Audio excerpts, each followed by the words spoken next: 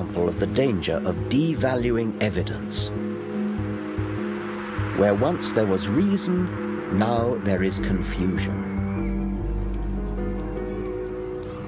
One of the things that struck me right from the outset was how extraordinary it was that this scare got abroad when it was so insubstantial. I mean, there was really no scientific basis for it whatsoever. I find it very easy to sympathise with patients who were scared, partly because the media built it up, but also because having your child vaccinated is a positive act. It's something that you did to the child.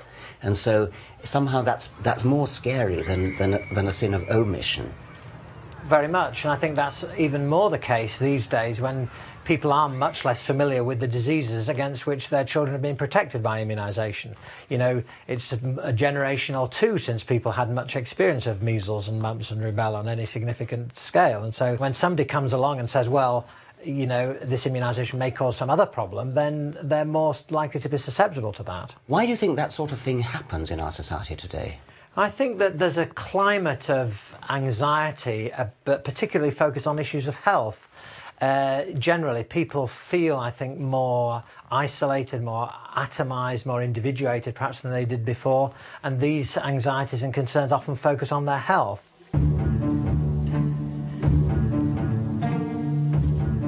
This is a paradox of early 21st century life.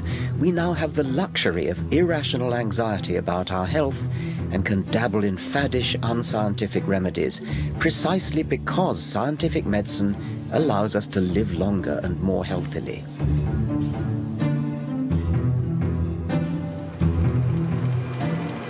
Our fears are fed by newspapers, which wildly exaggerate the risks of scientific medicine and meanwhile churn out acres of positive coverage of alternative therapies. In any other field, politics say, or the next move on interest rates, journalists would ask hard questions and demand answers. But alternative medicine has managed to lodge itself in the less rigorous lifestyle and celebrity pages, essentially free advertising.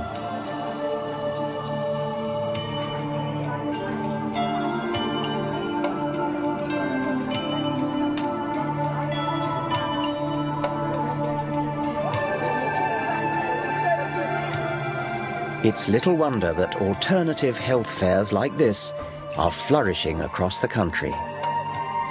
What's your line? What do you do here? Magnetic therapy. What is psychic energy? What are these wands used for?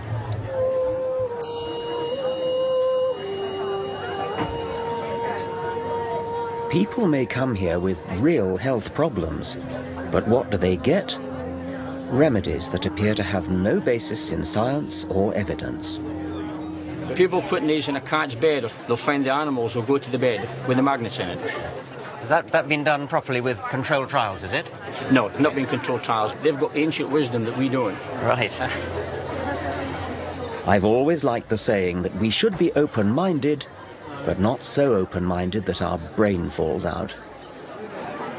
So do we all have an angel hovering on our shoulder or something? Is that we have several. Right. Yes. Yes. Yes. Okay. How many have I got? Can you tell? Or have you asked any angels to come close to you?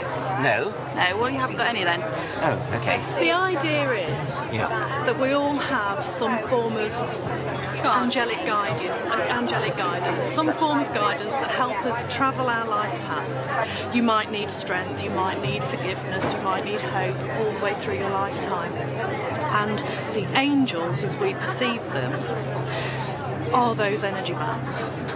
They're parts of ourselves, they're fragments of ourselves that we can call upon and amplify to help us walk our path. These energies are a little bit like tea. You can have herb teas, you can have decaf teas, you can have all sorts of different flavours and strengths and varieties of teas, but they're all... Remember, this is a multi-billion-pound industry.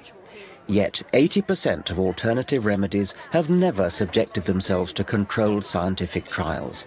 They depend entirely on subjective word of mouth. Oh, that feels nice. Hunches and private feeling, which may be prone to bias or possibly even delusion. The scientific method, by contrast, tests with objective experiment and statistical analysis what is effective and what is not. Individual scientists may or may not be honest, but science with its safeguards of peer review and repeating experiment, has scrupulous honesty built into it by design. Science replaces private prejudice with publicly verifiable evidence. Untested and unverified, yet desperately seeking credibility, alternative remedies follow in the rich tradition of organized religion and set up intricate belief systems. They substitute real science with pseudoscience.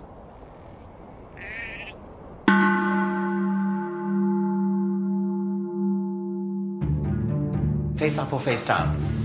You face up, and you sit here. Now just guide your head so you don't bump. This matters because in the process they deny fact and misuse science. But isn't that pointing up? I just had to go there to check. In flaunting words like energy, vibration, vortex, they exploit and also distort some of science's great discoveries.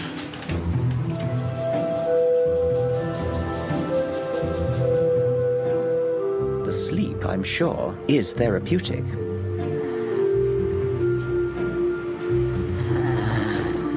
But how could these illuminated crystals be energizing my chakras as advertised? Manjia Samantha Lawton is a conventionally trained former GP who now speculates on the science behind alternative fads. She asserts that chakras in our bodies are something like black holes.